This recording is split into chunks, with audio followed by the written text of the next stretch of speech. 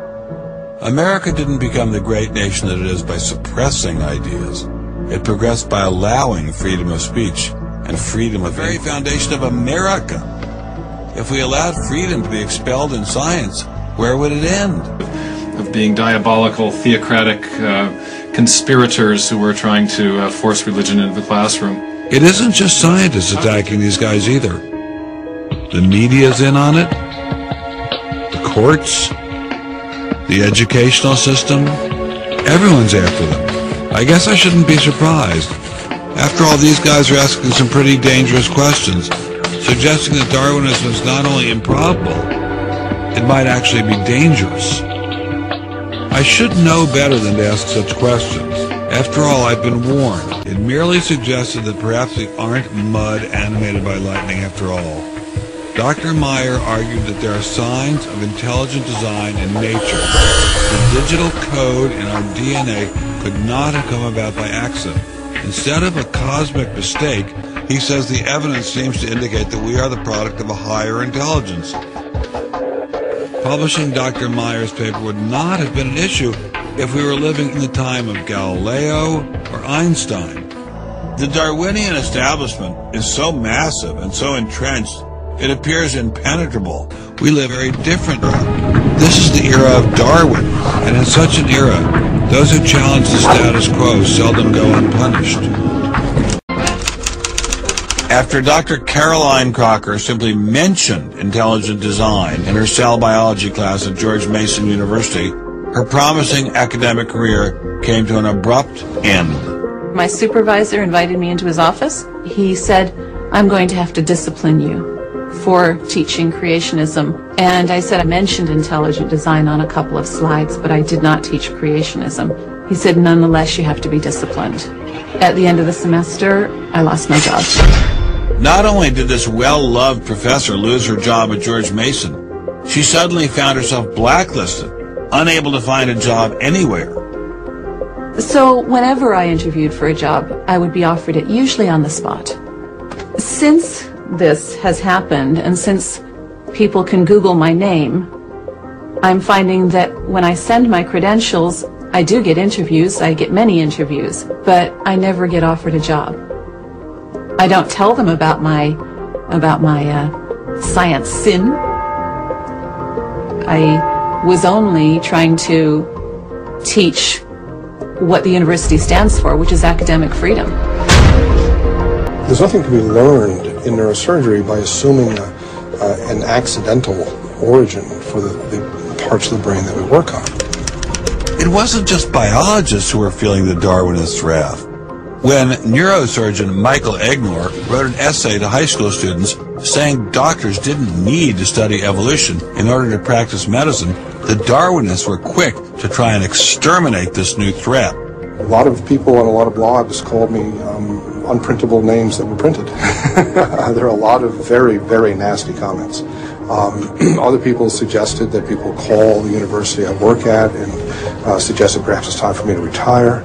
I realized when I kind of went public with my doubts about the adequacy of Darwin's theory that I would encounter criticism. What has amazed me is the viciousness and the sort of baseness of it. I'm an old guy. I have tenure. I'm academically safe. But the young people and what is happening to them in America right now because of this scientism gulag is really terrible. Apparently, Professor Marks was not as safe as he thought. A few months after this interview, Baylor University shut down his research website and forced him to return grant money once they discovered a link between his work and intelligent design. In order to attract grants, you have to market yourself. So you put up sites and call yourself labs and groups and things like that in order to get visibility. And in my entire experience in academia, I never went to any superior and asked them any permission to put up any of these labs. So the fact that this was singled out, let alone shut down, is jaw-dropping. It's astonishing. I have never been treated like this in my about 30 years in academia. I think that there's no doubt that the center of this is my work in what some would call intelligent design. I'm not mixing my religion with my science. The questions that I ask in my intelligent design research are perfectly legitimate scientific questions. People really get emotional about this. Whenever you say intelligent design in a room of academics, them's fighting words. Creationists. Astronomer Guillermo Gonzalez found himself in a fierce shootout with Iowa State University following the publication of his book, arguing that the universe is intelligently designed. Despite a stellar research record that has led to the discovery of several planets, his application for tenure was denied, putting his career in jeopardy. I worried about my tenure a little bit in 2005 when the petition was being circulated, because I viewed that as a strategy of Hector Avalos and his associates to try to poison the atmosphere on campus against me, because he knew I wasn't tenured yet and I was very vulnerable. I have little doubt that I would have tenure now if I hadn't done any professional work on intelligent design.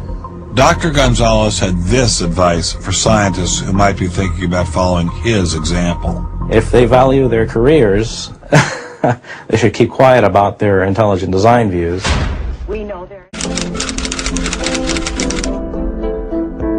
What was Dr. Sternberg's crime?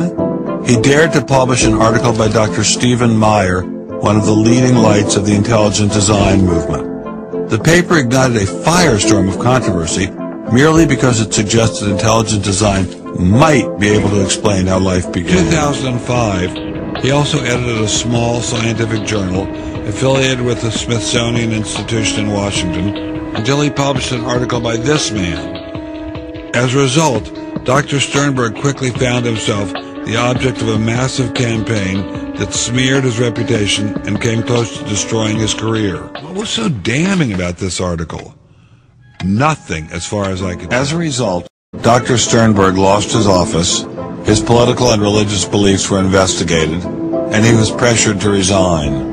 The questioning of Darwinism was a bridge too far for many. The mentioning of intelligent design that occurs at the end of the paper was over the top.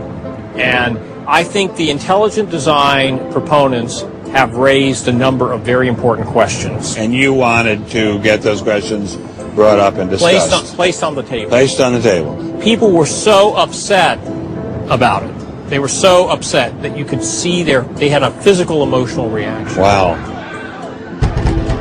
They were saying that Stephen C. Meyer is a well-known Christian, that Stephen C. Meyer is an intelligent design proponent, that Stephen C. Meyer is a Republican.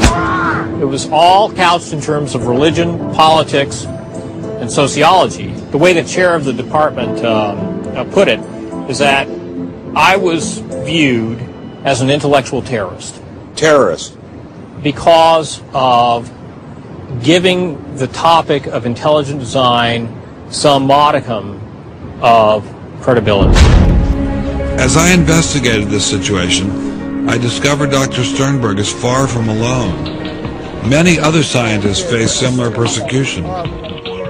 They're losing their jobs, they can't get tenure, they're denied publication in scientific journals, and they're openly ridiculed and ostracized by their peers, all for questioning Darwin. It's the kind of thing where you just learn to keep your mouth shut. I have been told to shut up. It's the kind of thing where you just learn to keep your mouth shut. In addition to those scientists who were willing to appear on camera, we encountered many more who didn't dare show their face for fear of losing their jobs. You use an intelligent design perspective to get the research done, but you're not allowed to talk about it in public. And so there is definitely incentive, if you think about it, for people to remain within the mainstream. There's a boundary to what science will accept right now. It'd be nice to see the scientific establishment lose some of its prestige and power. It'd be nice to see other questions being opened up. Above all, it'd be nice to have a real spirit of self-criticism penetrating the sciences. Darwinism cannot explain gravity, it cannot explain thermodynamics. Most of all, it cannot explain how life began. If you look at the details of biochemistry, molecular biology, you might find a signature of some sort of designer. And that designer could well be a higher intelligence from elsewhere in the universe.